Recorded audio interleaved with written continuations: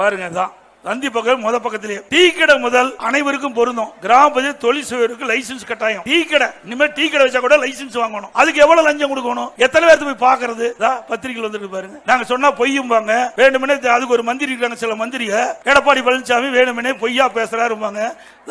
அவர்கள் போட்ட GO tea கடை செலவு பட்டி வச்சு நம்ம ஏதாவது வேசி கீசி சட்டை புடவை அயன் பண்ணனா அதுக்கு லைசன்ஸ் வாங்கணும். இந்த கொடுமை எங்காச்சும் உண்டா? வர்ற வழியில 2 நாளைக்கு முந்தி அங்க புதுக்கோட்டை மாவட்டத்துக்கு போயிருந்தேன். அங்க எல்லாம் சின்ன சின்ன ஒரு டென்ட் போட்டு முந்திரி பருப்பு வறுத்து வைக்கிறாங்க. அதுக்கு இனிமேல் லைசன்ஸ் வாங்கணும். இப்படிப்பட்ட கொடுமையான ஆட்சி தேவைங்களா?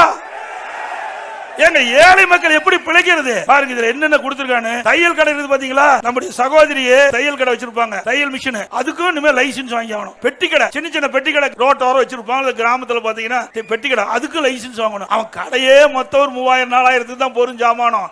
அதுக்கு 250 இருந்து 50,000 வரைக்கும் வரி. இது எங்கேயும் நாடு போய் தாங்கும்? இது யாரு தான் ஐடியா கொடுக்குறாங்களே தெரியல. இந்த முதலமைச்சருக்கு தான் ஒண்ணுமே கிடையாது. ஒரு பொம்மை முதலமைச்சர்.